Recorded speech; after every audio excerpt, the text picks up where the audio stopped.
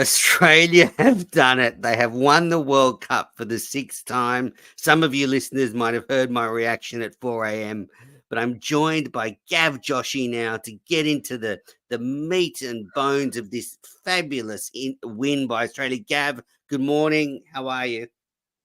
Good morning, Menace. You surely need a cup of coffee or a cup of tea this morning. What an eventful night. I mean, seriously, like at what point, we were communicating during the match, was 240 enough for India? Is the pitch going up? Why didn't Smithy review?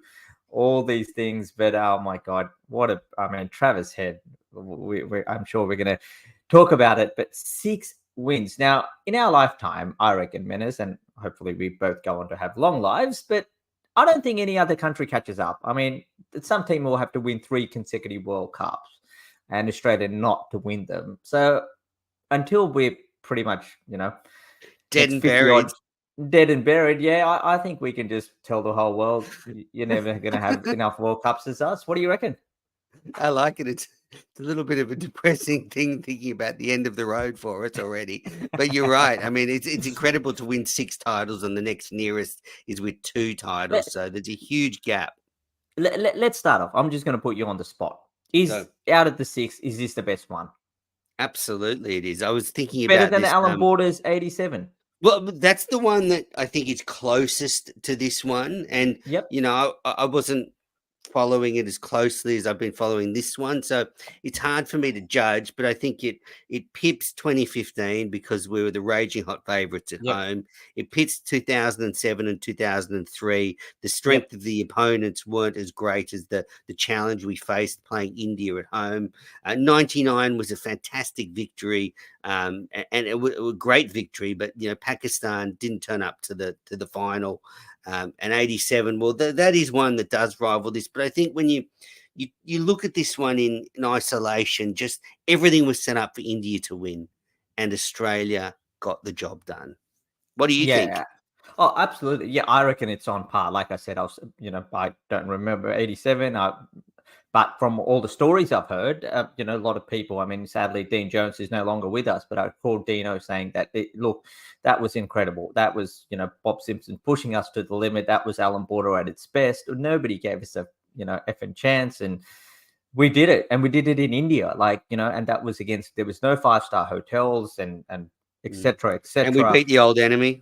And we beat the old enemy, and so that was incredible. So, I mean, I wish Dino was alive today, and because he would probably gave us a best comparison of which one was a superior victory. But in our eyes, let's exclude 1987 because we probably didn't witness it to an extent that we witnessed the last 5, 6, 7.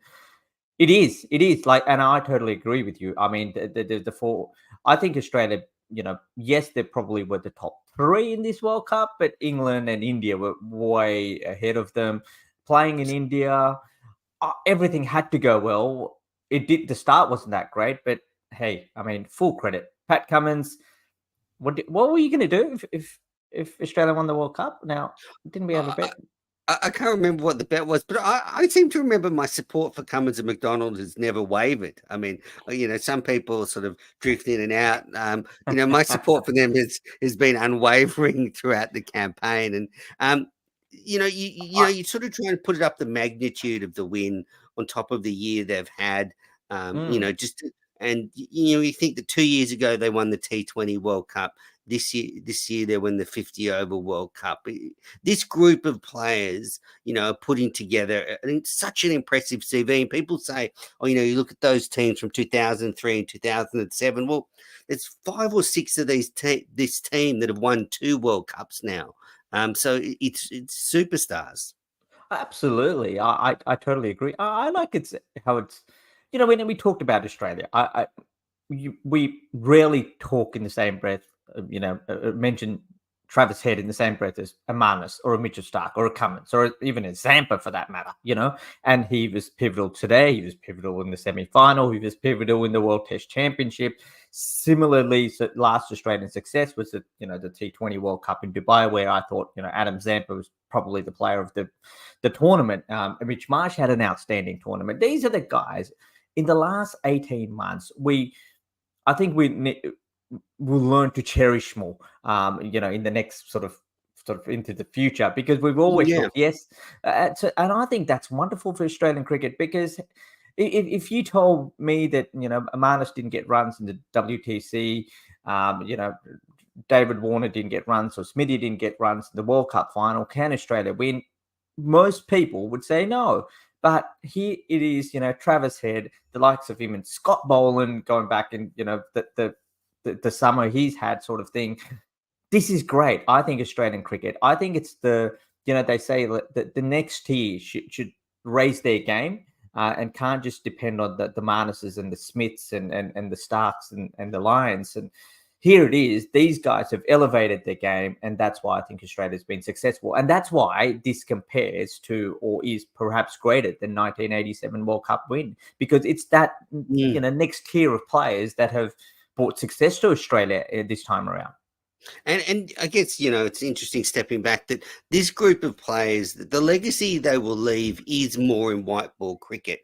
Great test players that they are, fantastic test players. I'm not taking away from them, but they haven't had that signature test series win. They haven't won the Ashes and won a Mm. series in England. They haven't beaten India in test cricket. But what they have done is they've brought home 3 World Cups, the 2015 World Cup, the 2021 T20 World Cup, and now this Yep. 50 over World Cup. And they were the underdogs, Gab, and I think that really suited them going into this final. The fact that India were unbackable favourites really helped Australia. Absolutely. I mean, you just look. I'm sure most of Australians. I mean, listening to Mark Taylor, I had the radio on, listening to a couple of radio stations, and former players, were absolutely stunned by Pat Cummins's decision to, bowl first. How could you bowl first in India? I mean, this pitch is going to be slow. It's going to turn. What's it going to do? But what a mastermind by Cummins, and the execution, man, is as good as, and Well, you as got to I've back seen it from up, his. don't you? You got to Well, back it yes. up. If you're going to take that gamble and bowl first, you have to back it up, and you're going to have to chase, which as we said in the preview, chasing 240 in the finals like chasing 260, 270. So it's one thing to take the gamble, but then to back it up. So yeah, But yeah. I It's believe the coaching staff went to the ground the night before, yes. um, and they saw the dew, and that's why one of the major reasons they decided to bowl Yeah, first. and from what I've heard is they also wanted to negate India's spinners. I mean, so even if the dew didn't come, right. I mean, I guess bowling under lights sometimes, it was when it's hot and dry, and that's when the pitch can turn a little bit more, it becomes more abrasive. Reverse swing comes into it, yes, but to execute it, I mean. See, like Pat Cummins, that's the best I've seen him bowl in white ball cricket. He just bowled his cutters, and you just stuck and backed himself. And I like to go to that example against David Miller, even in the semi-finals, where yes, he's bowling to the long boundary. Miller knew what he was going to do. He's going to bowl short cutters into the pitch. He's going to have mid wicket, square leg, and a deep long on in place, and says, keep hitting it. And David Miller hit a 6, but then he perished. And who knows if Miller lasts that long, they go on to score 20 runs, which might have been the difference. But that's Pat Cummins. He backed himself. His motto during the World Cup has been back yourself. Travis said, I mean, uh, look, Just on Pat Cummins, I just want to jump in there. You talk about that yeah, tactic. Dan Cherney was reporting from News Corp that the day before the game, you could see the groundskeeper testing the bounce on the pitch with a tennis ball, and they were then getting a roller at one end to make it flatter, to take a bit of bounce out, to nullify the Australian uh, fast bowlers. Now, look, I don't know whether that's true or not. I'll get Indian fans telling me it's not true, but Dan Cherney's reporting it, so it probably happened. And then the Aussie bowlers adapted, slower mm, ball bounces. Instead of trying to hit the pitch, they got those off cutters and stuff, and it really helped. yeah, I read some stats somewhere that I think some nearly 41% of Pat Cummins's deliveries was slow cutters into the pitch. I think Josh Hazelwood was up there, and once the ball reversed a touch, I mean, Mm. just Josh Hazelwood was taken on by Rohit Sharma, but his delivery to dismiss Jadeja was beautiful. It's a bit of test out of sort of test bowling, just sort of angling Absolutely. in, drawing him forward and still getting the edge. That was so well bowled. I mean, we thought Adam Zampa, I mean, just going back to the bounce, I mean, uh, it's quite strange because Indian spinners didn't really, you know, come into the game. I don't think the They pitch didn't get a turned. wicket. I don't think it turned. It was basically low and slow, which look, I mean, if India have gone on to doctored these sort of pitches and stuff like that, it's almost like they made their own bed and they've pitched in it. Yeah, it's backfired on them. It's backfired on them big time. I mean, because all these guys are stroke makers. They actually like the ball coming onto the bat. And then it was interesting because Rohit Sharma would have batted first as well. He admitted that That's what at he the said, time. though. No, that's what he Yeah. said, though. Well, yeah. I mean, but Well, look, yeah, well, I want to get into where it all went wrong for India, but just a couple of things before we get into the in-depth match analysis. One thing that you have to give credit to, Cummins, McDonald, and Bailey's every gamble they have taken has paid off.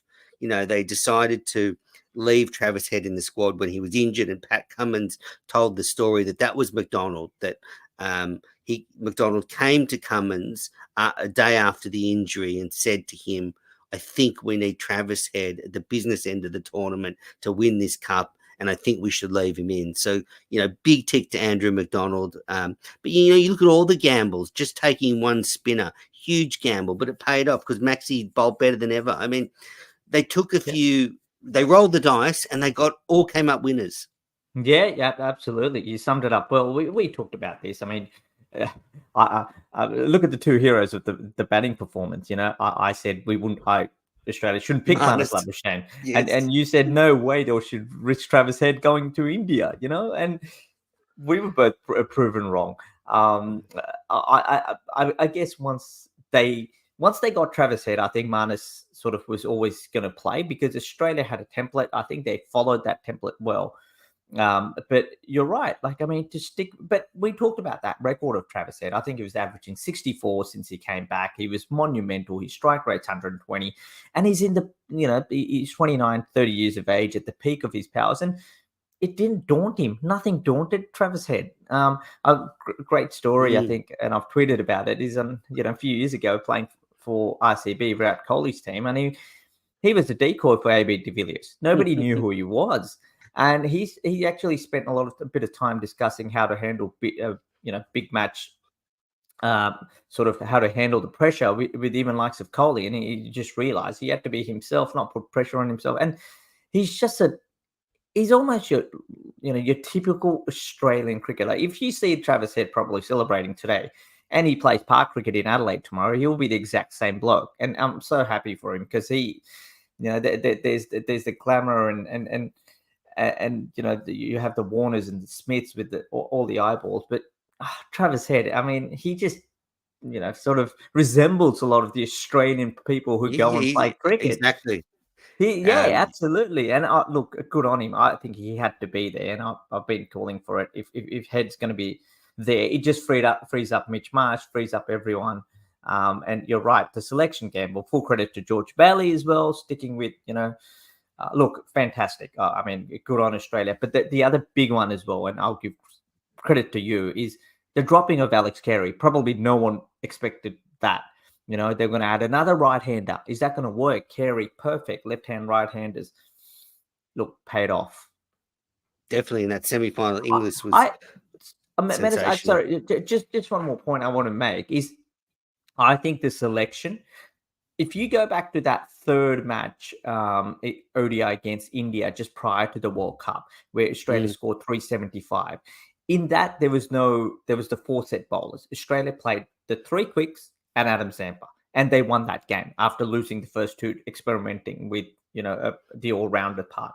I think that has a significant impact on the way Australia wanted to play as well.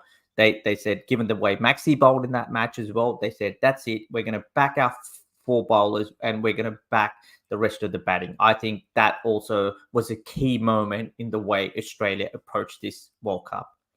Oh, well, yeah, and Agard's injury almost gave them no Yes. choice because all their plans would be to have him as the second spinner, and it was thrown out the Yep. door on the eve of the tournament. So, and you just go back to that sliding doors moment in that third World Cup game against Sri Lanka when they get off to that fast start. I think they're none for 120, and Australia's World Cup campaign is looking like it's going to come to a shuddering halt with 3 consecutive losses, and then some sensational fielding from Warner in the outfield, some great bowling by Cummins, and they turn that game around and go on an unbeaten streak of 9 games. It's historic.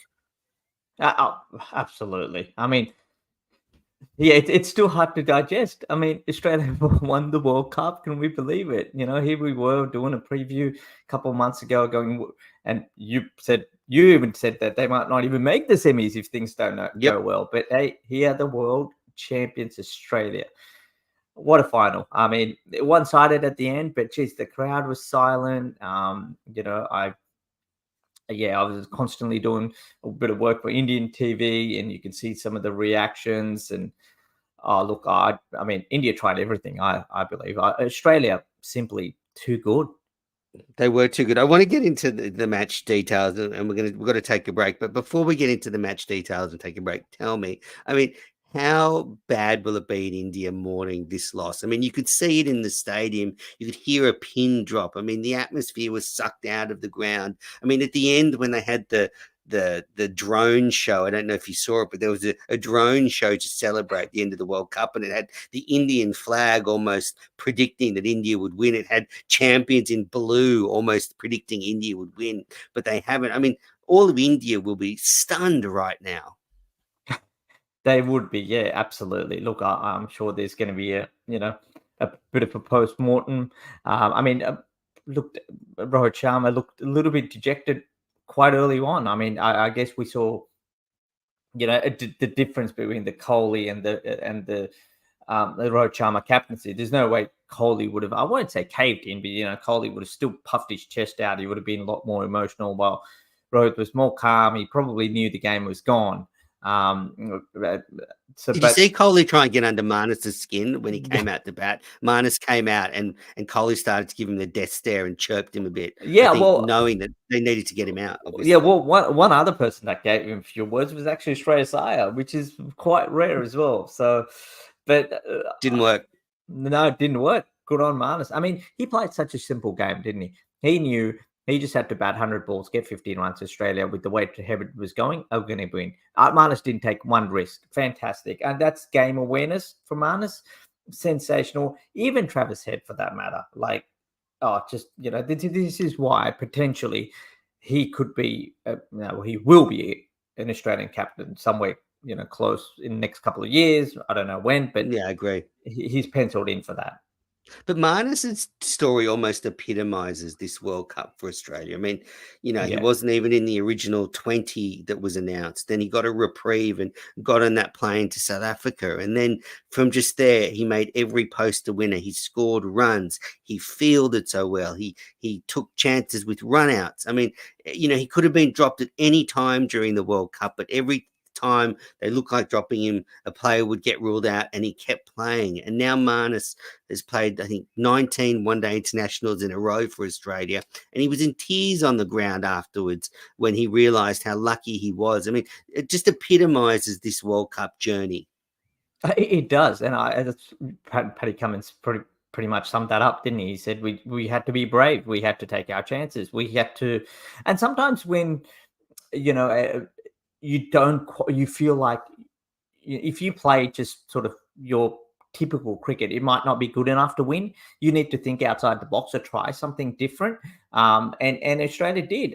Look, I mean, Travis Head's inclusion was massive, as Pat Cummins pointed out. But yeah, even Marnus, like, and again, that I go back to that third one dayer against India and lead up to the World Cup, where Marnus scored, I think, on a, he came in and I think he scored 74 of 60 balls. That was an indication that on a flat pitch, Marnus can do a job. He can score it better than run a ball. He can do it against India. He can do it on a good pitch. And that again, so I think, it was a constant to me. It felt like Australia went to India and there was still plenty of questions. I think as they played, they found solutions, and now I think that's what makes this team even so this achievement so much superior than any other World Cups where there was a fixed plan. Here, Australia wanted to play that way, but they probably didn't know how they were going to play that way. And full credit to Andrew McDonald, Daniel Vittori, George Bailey, the selector. You can go on, but look, I But mean, also the players. I mean, I think that, I've said it many times. This is a player-led environment. They yes, run the show, and yep. therefore you have to give them credit. They got the job done. They probably, at times in that game against Sri Lanka thought, bloody hell, our World Cup could end here. We've got to pull our finger out. And boy, did they ever. But look, we're going to take a quick break, and then we'll be back because I want to wrap up the game in a little bit more detail. You're listening to the Cricket Unfiltered podcast. It's the day after Australia have won their sixth World Cup title. I'm with Gav. We're happy, but we're sleep deprived. We've sort of reacted emotionally to the bigger picture, but let's get into the minutiae of the game. We talked about Pat Cummins bravely deciding to bowl first, and Rohit Sharma did what he's done so often. He came out of the gates, and India dashed to 30. Without loss in the fifth over, and then Gill is the first to go, hits one to Zampa at mid-on, out for 4, and Australia get the breakthrough. And huge wicket. Gill's been in, and you picked it beforehand. He's been unstoppable form, but that was kind of a loose shot. Yeah, it was. I mean, look, as soon as you saw the pitch, you knew that the ball was hitting. Even the down of the ball hitting the bat was quite different. You hardly saw a cover drive. You saw Marnus play one. Travis Head probably played a couple. Kohli played one, especially in that first innings, I think. But yeah, so Gill, look, I think they would looking to attack. And, not lack of pace. You can see Gill probably placed that shot on a pacey pitch through mid wicket. It lobs up to mid on, lack of pace. But what a brilliant bowling change by, Pat Cummins. He just flirted. With that idea of Maxwell. Rohit was always going to take him on. One can argue that Rohit's always batted like this, but he tended to come off this over. Did he need to, basically get so greedy? But then Travis Head took a catch, which a lot of the Indian fans have talked about how India, recorded an upset in 1983 World Cup, and to get Viv Richards out, Kapil Dev took a similar kind of catch, and Travis Head took that catch, and that changed the momentum. It did. Rohit Sharma was out, and then Shreyas Iyer went, and suddenly India 3 for 80 odd, and the game had turned. That was a huge moment in the game as well. Oh, that catch from Travis Head, arguably as important as his innings, because at that stage India 1 for 76 in the 10th over. Sharma is motoring at 47 off 31. You think they're on track here to get a big first innings target. Cummins is going to have egg on his face for sending them in. He's going to be flying home on QF1 in shame. But instead, if you haven't seen it, Sharma sort of skews a drive. Travis Head from inside the circle ran, 3/4 of the way to the boundary. And then, he took the ball over his shoulder.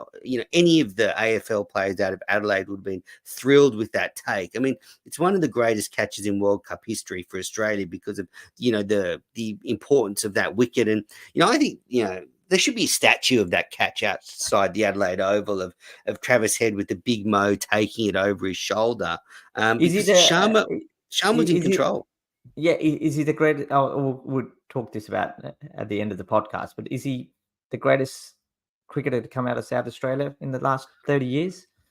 Well, it's a big call, but I think so. Darren Lehman, but then Travis Head. World Test Championships. He's done a fair bit. I think it's a good call. Darren Lehman, probably close, but that was just incredible. So you're right. So Sharma goes, and that catch, that really was the beginning of the shift in momentum because it stunned the crowd. I was dancing around my living room because those catches win matches, and we saw throughout this team throughout this tournament the big moments the Aussies fielded really well. And not just that though, in that first 10 overs I reckon they saved 20 runs in the circle just with good fielding. Warner patrolling the boundary, Cummins saved a few. They were like prowling like lions. Oh, absolutely. Australia just flicked this switch on, like they said, India was probably the best team in the World Cup, but Australia was a better team in the final, and in the semi-final as well. Like, so but you got to know when to how to win. And I think Australia in those that 10 overs against South Africa at the start set the benchmark again yesterday.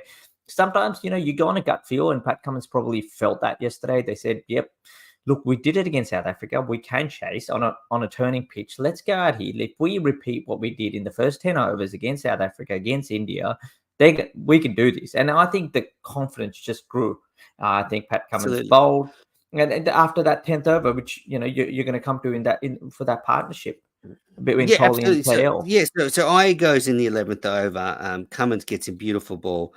Inglis takes his first of 5 catches in the innings. But this is what I want to ask you. Do you think, this stage, KL Rahul joins Virat Kohli and they start the rebuild, but then India didn't score a boundary for 19 overs. And my question to you is, did they go into their shell too much? Because sometimes you've got to transfer the pressure back onto the bowlers, and they never did that. I mean, Kohli Yeah, played well, don't get me wrong, but maybe they were just too timid.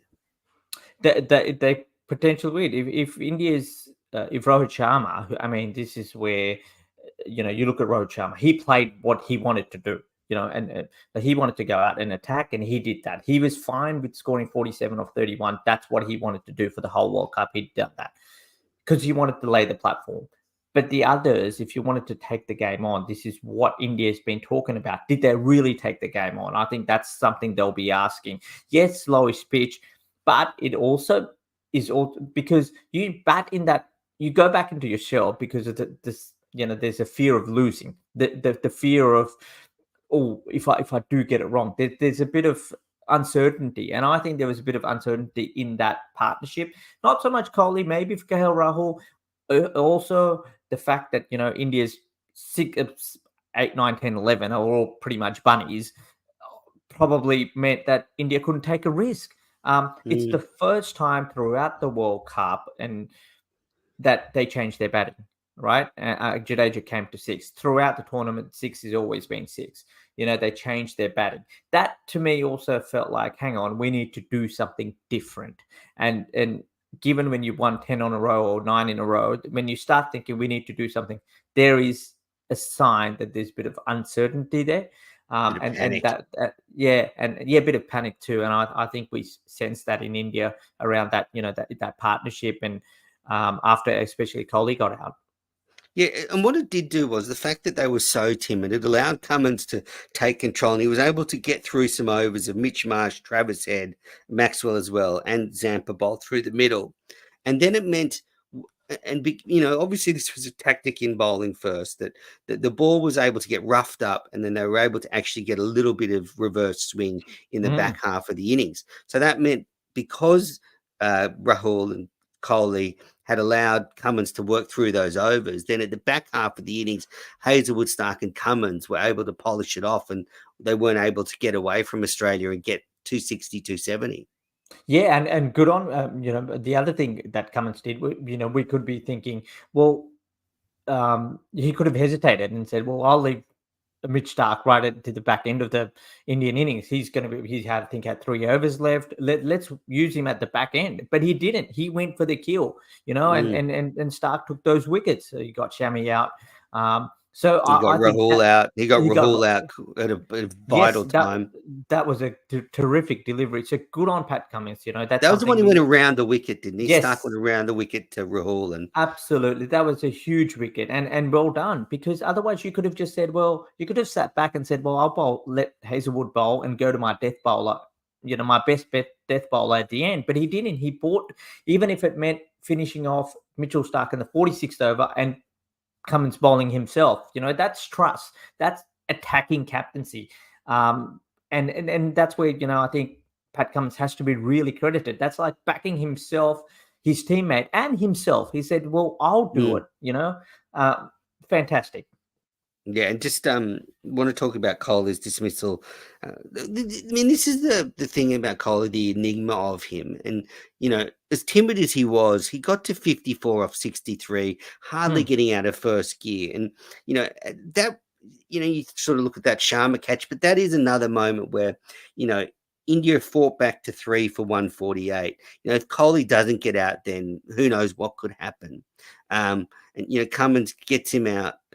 Good ball, sort of jagging back a little and Yep. tightening him up. But then I also thought Coley kind of one error he made was he just stood there for like 30 seconds in shock that he got out. And I don't know if that's good for the dressing room psyche, almost like Coley, was sort of feeling like Oh, he was walking off with the loss. no, I think so. I think it's just dejection. I mean, I don't think Coley did anything wrong, to be honest. I mean, it's just this game is it's the difference Cruel. is in millimeters. I mean, Marnus Labuschagne's LBW, for full ball. Who knows what happens? Travis Head got a couple of inner edges that just went past the Mm, stumps. It's just a game, you can't exactly. plan for this. So I think it was just dejection by Kohli. But yeah, India sending in Jadeja, and I think, I mean, just watching on social media, few people one person that the Indian fans have started to attack is actually Surya Kumar Yadav, because he was the designated finisher, the man who could hit 30 of 10 balls, but he couldn't lay bat on ball yesterday. And his Yeah, shot selection. 18 off 28, and then he was caught behind off Hazelwood. And you're right. I mean, he's someone that could have done a Well, bit of damage there and never got going. yeah, but I mean, I think the issue was with Suryakumar Yadav, when there's no pace on the pitch, it's really hard to hit the ball, and he's trying to hit them wallop it, behind him. Australia have set the field. The field placement's outstanding. Rohit Sharma initially that they set up a deep point for Suryakumar Yadav. They basically have mid off and fine leg back, and they go, well, if you want to hit it over the head, hit it. Like, you're not going to get a run. It's going to be a slow ball. So he loves pace on the ball. And I think Australia's field placements planning was so good that, yes, Suryakumar Yadav, or Sky as they call him, it didn't execute, but that's largely because Australia's plans and execution. Yeah, and I think India only hit 4 boundaries after the power play. That just Mm. really reinforces the dominance of Australia. So Mitchell Starc, 10 overs, 3 for 55. He came good in the knockout stages. Josh Hazlewood, 10 overs, 2 for 60. Those two figures look a bit worse than the others because they had to bowl to Sharma. But then Maxwell, 6 overs, 1 for 35. Cummins, 10 overs, 2 for 34. Zampa, 10 overs, 1 for 44. They did most of the bowling. Marsh and Head got through 2 overs each. But just a good all-round bowling effort that suffocated India. Absolutely. It was, 240. It's as good as Australia could have gone. I think they would, They if would have taken that. they would have taken that every day of the week. But I was still very nervous at the dinner break because, I sort of likened it to, say, the fourth innings of a test chase, that if Australia had to chase 240 on the fourth day of a pitch in India, I'd be a bit nervous. But obviously white ball cricket is different. And I think the first ball of Australia's batting innings kind of sums up where India was in this match. Bumrah comes in, bowls a Jaffa to Warner. He edges it to first slip. I mean, I'm telling you, Yeah. Kohli just, I don't know what he was thinking about, but he wasn't thinking about taking a catch. And first or second slip didn't go for it. It whizzed down to the boundary. It looked like it was a catch for Kohli. And that just, to me, sums up India's night. They just couldn't handle Yeah. the pressure. Yeah, 15 of that over. I mean, there you go. That's it. That's what makes the difference. A lot of people talked about that, Australia India last final in 2003, and everyone's like, how is this going to be done? And look, I think there was 5 wides down the leg side, and then Yep. Matthew Hayden pumped one down the ground or something, and that was the end of the game, and it almost resembled that, where a good ball by Bumrah, but Kohli. Well, Gill could have caught it as well, probably. But yeah, 15 off the over, that changed Yeah. it. But the ball did hoop around. Let's not, Yeah, so it wasn't like, without drama. I mean, that first 10 overs, so Warner goes yes, in the second over, caught by Kohli off Shami for 7. And then Mitch Marsh comes out and he only scored 15 off 15, but I did like his intent. But then he did sort of bottom edge one off Bumrah to Rahul, and that made it 2 for 41. But just in the fifth over, and actually, if you're chasing 240, if you can just knock off 40 or 50 quickly and get it under 200, psychologically, that does a lot. But yeah, he went early for 15, big smile on his face as he went off. And this is when I started to get nervous because we lose 2 wickets.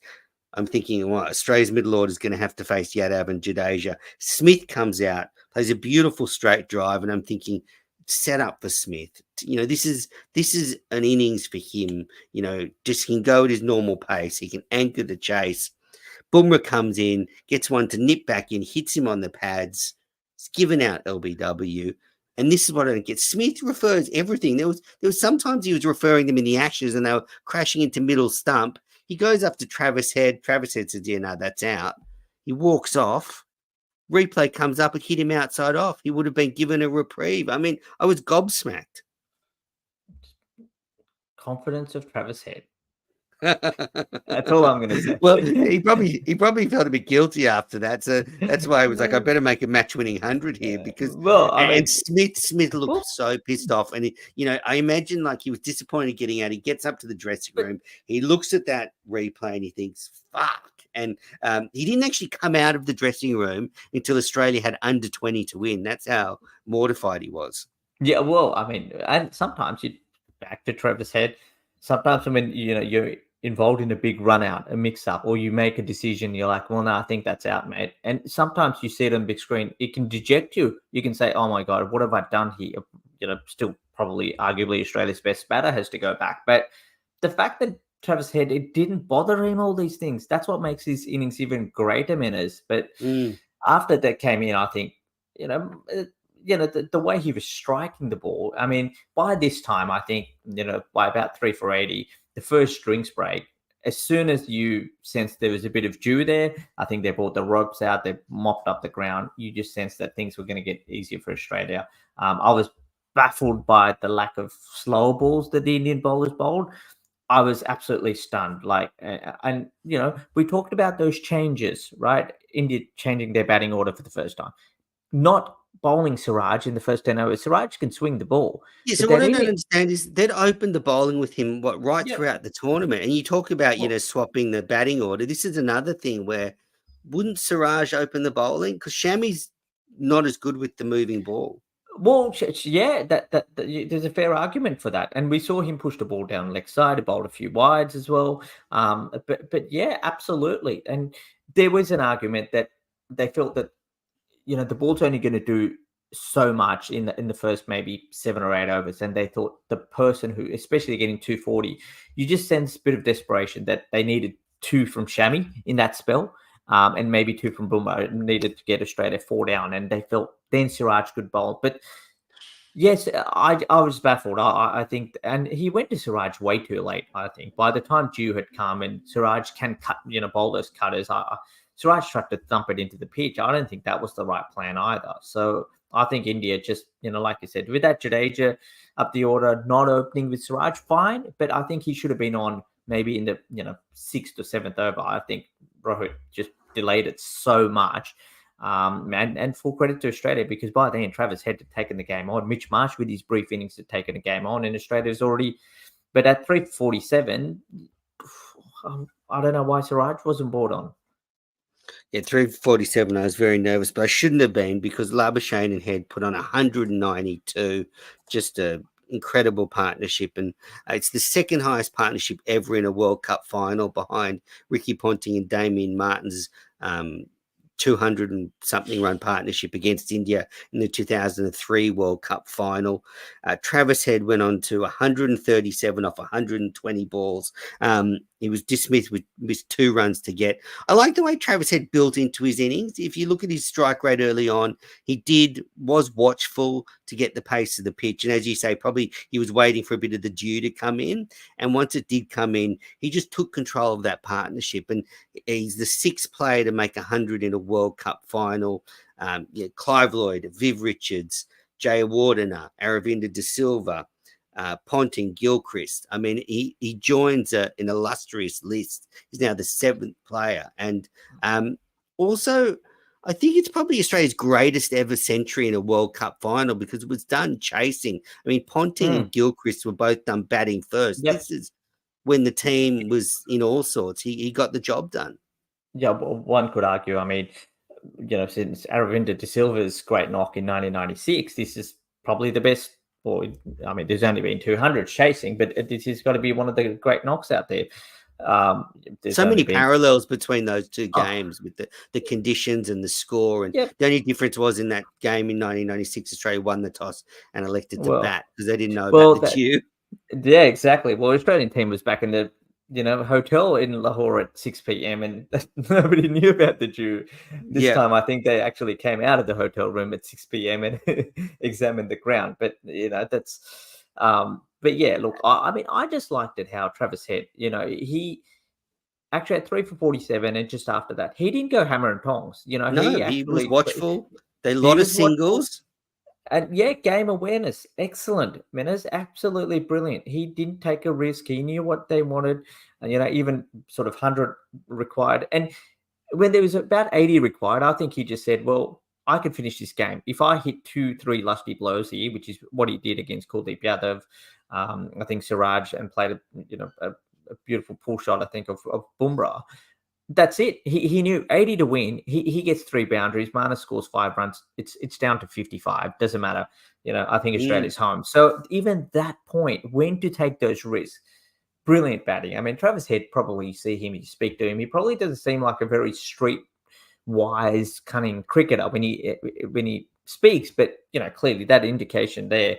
And when we did the Shield match I remember the South Australian dressing room, and it just talking to Travis Head, you just knew how much he knew about the game and how much he mm. thinks about the game. But some people almost don't want to express that. Marnus would, but Travis Head is probably the polar opposite. He knows what's going on, but probably doesn't want to express it. Yeah, I mean, he's Head's an interesting story because he was given the South Australian captaincy at far too young an Yep. age, and it sort of stunted his development a bit. But it has probably made him a deep thinker of the game. And I do want to pay tribute now to Marnus's innings because 58 not out of 110 balls. What it allowed Travis Head to do was play with some freedom. And as you say, Head identified some six and boundary options, and but he knew that Marnus was up the other end, looking stable, and it just freed him up a bit. And Marnus, the solidity he brought to the innings really helped Head play that game. And again, the selectors a masterstroke putting Smith and Labuschagne in there, in these conditions. Really just allowed Head to go big.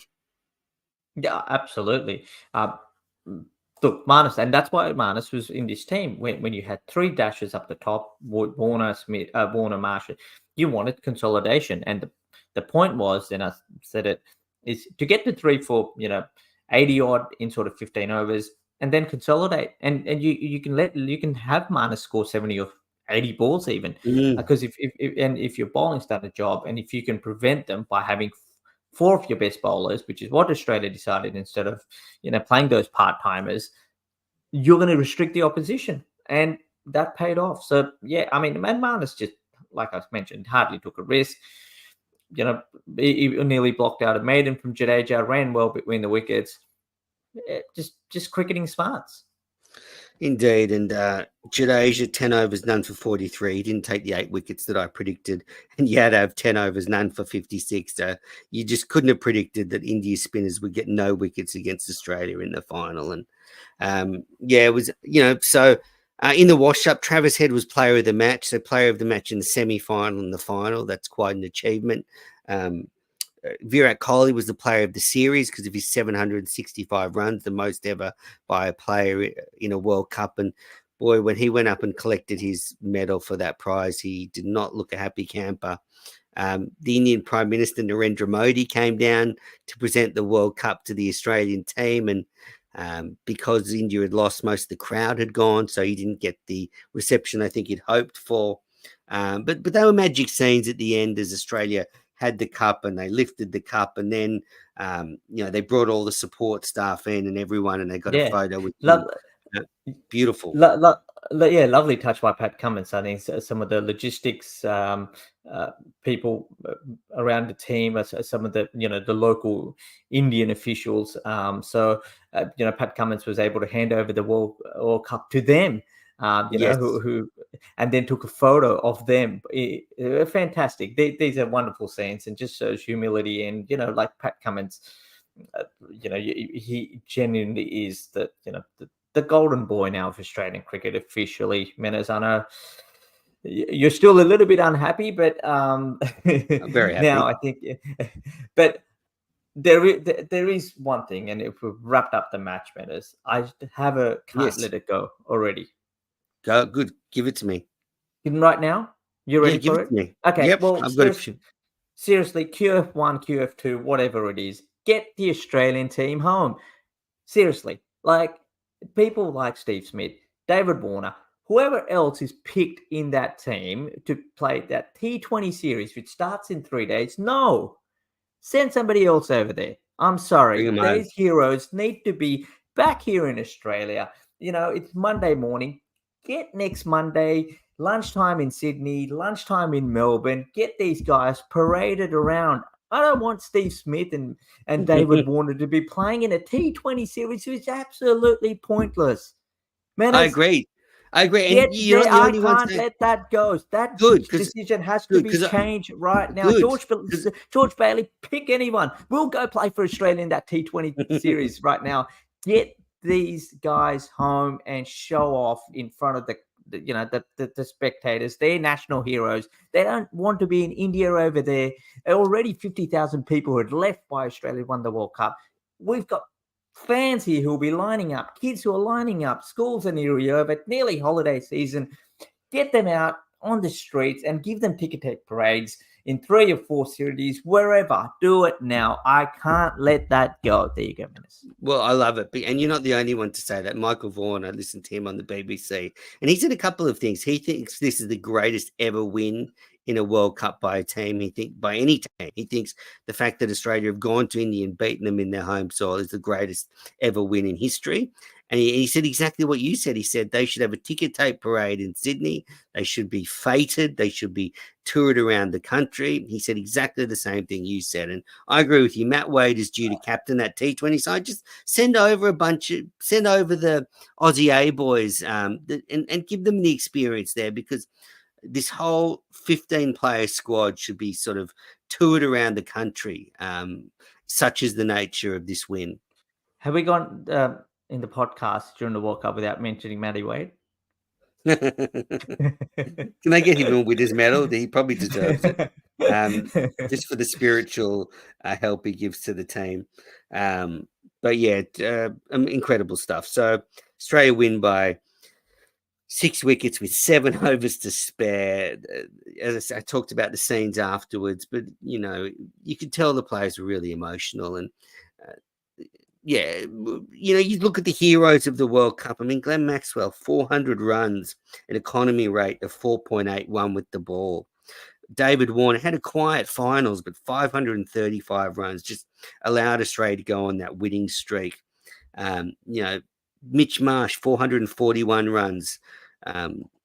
Just immense contributions right down the list. Adam Zampa, the most ever wickets by a spinner in a World Cup, 23 wickets. And what I liked about it was that it was a real team effort. Like they chipped in at different points, and everyone contributed to this win. Who's your player of the tournament for Australia? Well, that's a good one. That is a good one. Player of the tournament. I'm probably going Glenn Maxwell. You're going Glenn Maxwell. Okay. Yep. Yep. 400 I runs, I 2 centuries, but it's what he did with the ball. 68.3 overs, 6 wickets. He didn't take many wickets, but his yeah. economy, as I said, under 5. If he doesn't bowl well, then all of a sudden not having a second spinner is exposed. All of a sudden, you got to think about dropping Stark, Hazelwood, or Cummins if Maxwell doesn't perform. So I think he's player of the match, and then I'm going Zampa and probably Warner at 2 and 3. How about you? Yeah, but it's a good shout. I think so. I mean, Glenn Maxwell's bowling performance is probably something that down the track nobody's probably going to remember. Everyone's going to remember that 200, of course. But I think you're right. I mean, it changes the combination because Maxi bowled so well. I think. Yep. I look. I mean, Travis Head's only played half the tournament, but his impact was huge. The way, I You mean, could Pat give it. Cummins, You could give it to him for his finals. work. Yeah, finals work. The 100 against New Zealand. Cummins, captaincy, I thought outstanding. Um, well, I mean, I could thought you he got believe it? better as the tournament went on, Cummins. I thought his captaincy Yeah. got a lot better. Now, but just look, just firing up. These are the players, Menas, who are not returning to Australia this week, and so I can't. I still can't let it go. Travis Head, Well, there was a report. Yeah, okay, you go on, yeah. Josh Inglis, Glenn Maxwell, Steve Smith, Marcus Stoinis, David Warner, and Adam David Warner's Zampa. flagged. He's going to come home, I think. Okay, there you go. Um, That's fair enough. well, I'm with you. Fly them all home. Um, yeah. So, look, anything else you want to get into before we wrap this up, Gav? I mean, No, I the think night we've had we'll never forget. the night we'll never forget. A lot of I bit mean, of I just airtime. think it's probably good to end this by bashing England a little bit and bigging up Australia. I mean, Australia won the World Test Championship this year, retained the Ashes, win a World Cup. You know, you think about how much is spoken about England's white ball dynasty over the last 4 or 5 years, and Hmm. Australia.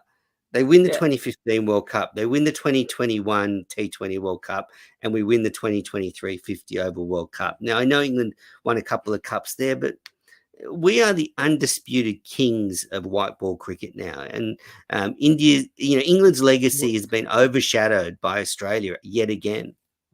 Yep, and while you're taking a dig at England, I mean, I'll go for the other. I mean, we're the big three, so I'll take a gig at Good. India. 2011, the 13 Champions Trophy they won. It's been 10 long years without an ICC trophy, and it's I think it's India's sort of golden generation as well. You look at all these guys, Kohli and Rohit Sharma, Jadeja, Mohammad Shami, Ashwin, who played, all these guys in that age bracket of, sort of similar like the Australian players. And they're not able to win an ICC trophy. I mean, India's greatest achievement in 10 years, and I'll give my book a bit of a rap now, and I think it still lives a bit of more of a legacy. If India won the World Cup, maybe that series down under would have been forgotten, but that's still India's greatest legacy, I think, over the last 10 Yeah. years. So I think that the book sales will still continue to What's the rise. book called again? The Yeah, Miracle Makers. The Miracle Makers, about Yep. India winning here, 3 seasons ago. But look, what a night! Fantastic for Australia. Six victories, and I can't believe it. Like you mentioned, Michael Vaughan said it, but yeah, this is right up there. One of the best wins. I mean, I'm just trying to think about even in our lifetime, and probably Yeah, when Sri we Lanka's started watching. Sri Last, Lanka's was pretty special in '96. There've been yeah, some big yeah, wins, but uh, yeah, from what I've seen, this is right up there. I mean, going to India and winning, and yeah. I just think about the reaction. Like, Cummins has got a lot of criticism from media pundits that call him too woke or whatever, and this shoves it right up them. This will shut everybody up because Cummins now is a World Cup winning captain. He joins Clark. He joins Ponting. He joins Steve Waugh. He joins Alan Border in that illustrious Mm. group, and he led by example. He's an inspirational leader. Maybe he's not tactically a genius, but he inspired them and he kept calm when Australia was down. All I can say, Menas, is one thing. Australia T20 World Cup champions, from 18 months ago. Yes, England did spoil the party here, but 50 over champions. We've seen it numerous times in maybe the IPL. White ball cricket, they reckon it's a game of youngsters, but no, old is still gold. That's it. The experience paid off in the end. Well, Gav, thanks for joining me for this wrap up. We'll leave it there. I need to get some sleep. I've maybe got half an hour's sleep since the game ended. I mean, I played it. I got to say, I played it beautifully. Managed to get in a big afternoon nap on Sunday to prepare for the final. Loaded up in the coffee and just astounding stuff. Just could never have dreamed that we just do it so convincingly in the end. I mean, at 3 for 47, I was thinking, oh my God, I'm in for a heart stopper of a night. So thank you, Marnus and Travis Head, because we could just enjoy it. We could just enjoy the glory of Australian cricket. That 6 World Cups, 1 T20 World Cup. We've held the Ashes for a long time. I mean, and I think McDonald's coaching has got better. Like, I think the experience of the T20 World Cup last year, where they stumbled, has Mm. definitely helped him prepare for this tournament. So, congratulations to all round. I'm going to eat my humble pie because I wrote them off, but I'm so glad to be wrong. Although I did tip them to win the final in our podcast. You did. So, yep, well done to you, man. It's And been we'll, great. It's great been doing all the World Cup shows. We've had them going for about 10 weeks now, but yeah, we can focus on that T20 series against India. Maybe India can get their revenge then. Yes, we'll be back tomorrow with a 3-hour preview of that T20 series. All right, but no, we will be back later in the week. I think there'll be plenty of reflections to go on from this World Cup, and I'd love to jump on with you and maybe Jono, who was on a couple of the shows, and just look at the World Cup as a whole, and what we've Yeah, learned about it and stuff. But anyway, listeners, if you're an Australian listener, go and enjoy this win. It's a moment to savor. If you're an Indian listener, I feel really sorry for you, but you're a great team. And if you're an England listener, suck it.